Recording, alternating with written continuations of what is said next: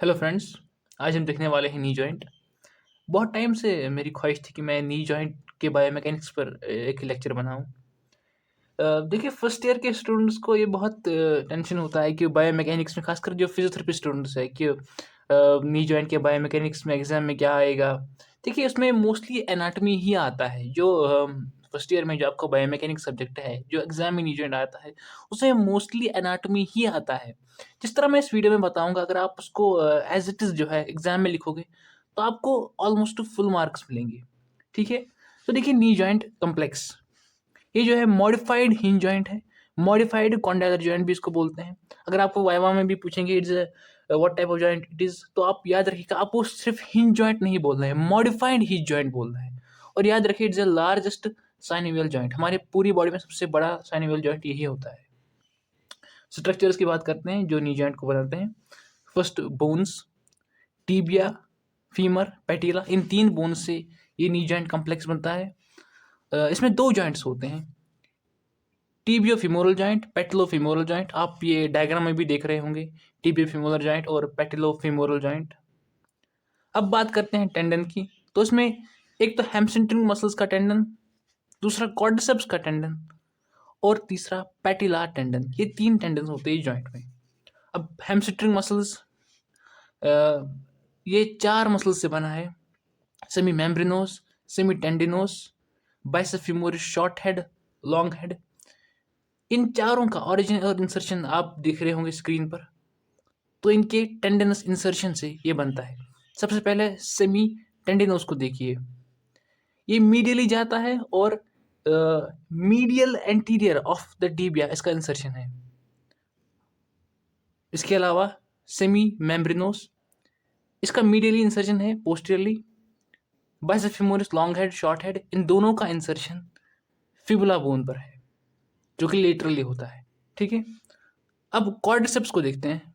Quadriceps देखिए, जो quadricep muscles है, ये चार मसल्स है, वास्टस मीडियालिस, इंटरमीडियालिस और लेटरालिस। और fourth muscle rectus femoris. Rectus femoris के बिल्कुल पीछे वास्टस इंटरमीडियालिस है, इसलिए वो आप डायग्राम में नहीं दिख रहे हैं। इन चारों मसल्स का सेम इंसर्शन है, क्वाड्रिसेप्स टेंडन। ये जो आगे क्वाड्रिसेप्स टेंडन बनता है, इसी पे इन चारों का इंसर्शन है। और ये चारों का इंसर्शन पेटला बोन से होता है। फिर पेटला बोन से एक लिगामेंट उठता है जिसका इंसर्शन टीबिया पर होता है, जिसको पेटलार टेंडन या पेटलार लिगामेंट भी बोलते हैं। ये सेम है, पेटलार लिगामेंट को पेटलार टेंडन भी बोलते हैं। अब बात करते हैं लिगामेंट्स की। लिगामेंट्स याद रखिए, बहुत सारे लिगामेंट्स हैं। मैं आगे आपको डायग्राम भी दिखाऊंगा, उससे भी आपको याद रहेगा कौन कौन से लिगामेंट है। देखिए, लिगामेंट्स में पहला है ट्रांसवर्स लिगामेंट, मीडियल और लेटरल मेनिस्काई, ये भी इसमें आता है। Joint capsule, anterior posterior cruciate ligament, tibio collateral ligament, fibulo collateral ligament. देखिए, टीबियो कोलेटरल लिगामेंट, इसी को मीडियल कोलेटरल लिगामेंट भी बोलते हैं। और फिबुलो कोलेटरल लिगामेंट, इसको लेटरल कोलेटरल लिगामेंट भी बोलते हैं। जो टिबियो कोलेटरल लिगामेंट होता है, इसका जो है अटैचमेंट एक तो फीमर पे होता है और टिबिया पे होता है। फिबुलो कोलेटरल का लेटरली होता है ये, एक तो इसका अटैचमेंट टिबिया पे नहीं फीमर पे होता है और दूसरा फिबुला पर होता है। ठीक। ओब्लिक पॉप्लिटियल टेंडन या लिगामेंट भी बोलते हैं इसको, ओब्लिक पॉप्लिटियल लिगामेंट।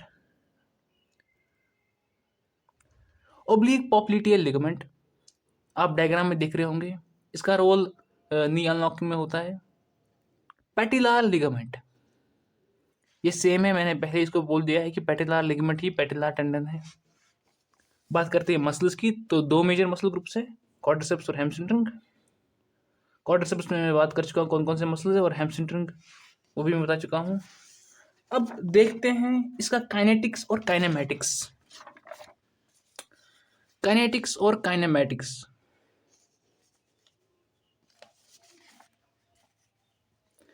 देखिए अक्सर इसमें कंफ्यूजन होता है, काइनेमैटिक्स क्या, काइनेटिक्स क्या। देखिए, काइनेमैटिक्स में इस एम को याद करिए, एम मतलब मोशन। काइनेमैटिक्स में हम मोशन को डिफाइन करते हैं, जैसे कि ये फ्लेक्शन हो रही है, एक्सटेंशन हो रही है, हम इसको डिफाइन करते हैं। काइनेटिक्स हम फोर्सेस को डिफाइन करते हैं जिनकी वजह से मोशन हो रही है, यानी कि मसल्स से। ठीक है। तो काइनेटिक्स में देखते हैं 2 किस्म के मसले, क्वाड्रिसेप्स और हैमस्ट्रिंग। क्वाड्रिसेप्स एक्सटेंशन करवाते हैं, हैमस्ट्रिंग फ्लेक्शन करवाते हैं। तो ये इसका काइनेटिक्स हो गया। काइनेमेटिक्स की बात करते हैं तो क्योंकि एक हिंज जॉइंट है तो ये सैजिटल प्लेन में डोमिनेट होता है, इसकी वजह से ये फ्लेक्शन और एक्सटेंशन करवाता है। और रेंज ऑफ मोशन 0 to 135, यानी कि अगर हमने फुल एक्सटेंशन से उसके बाद हमने फुल एक्सटेंशन किया तो रेंज 0 है। अब जब हम फ्लेक्शन कर रहे हैं तो it goes up to 135 degree. ठीक है, अब जिस डायग्राम की मैं बात कर रहा था, आप उस डायग्राम को देखिए। आपको ये डायग्राम को प्रैक्टिस करना है 2-4 बार, और एग्जाम में भी इसको ज़रूर बनाइएगा, इससे आपको जो है अच्छे मार्क्स मिलेंगे। पहले तो एक ड्रॉ करिए इस तरह सर्कल, और फिर आगे की साइड से ये जो है पेटिला टेंडन शो किया है मैंने। ये मेनिस्काई है, मीडियल मेनिस्काई, लेटरल मेनिस्काई।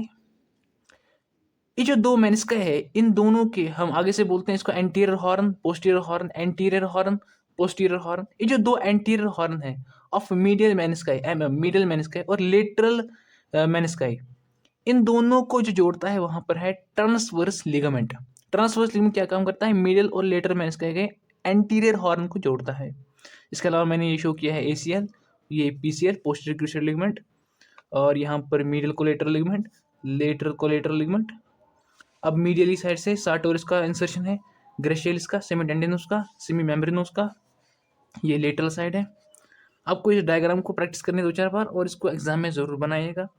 और एक और पॉइंट मैं आपको बताना चाहता हूँ, वो है बर्सा के बारे में। ये कभी कभी वाइवा में पूछते हैं। आपको डायग्राम शो हो रही होगी, जो पेटला के बर्सा है, supra patellar bursa, pre patellar bursa, infra patellar bursa. देखिए क्या होता है, अगर प्री पेटलार बर्सा में इन्फ्लेमेशन हो जाती है, इसको हम हाउसमेड्स नहीं, क्योंकि हाउसमेड जब पोछा वगैरह लगाती है तो उस समय जो फोर्स होता है वो उसके प्री पेटलार बर्सा पे होता है, या इसको पेटलार बर्सा भी बोलते हैं। इस वजह से उसमें इन्फ्लेमेशन हो जाती है, तो इसको इसलिए हाउसमेड्स नहीं बोलते हैं। और जो इंफ्रा पेटलार बर्सा है, जो क्लर्जी मैनस होते हैं, आपने देखा होगा फिल्मों वगैरह में, जो चर्च वगैरह में जो क्लर्जी मैनस होते हैं, वो जब इबादत वगैरह करते हैं तो अपने जो इनका इंफ्रा पेटलार बर्सा होता है वो उस पर लोड होता है, इसकी वजह से उसमें इन्फ्लेमेशन हो जाती है। तो आज की वीडियो में बस इतना ही था। आई होप आपको वीडियो पसंद आया होगा। Thank you. हाउसमेड्स नहीं भी बोलते हैं।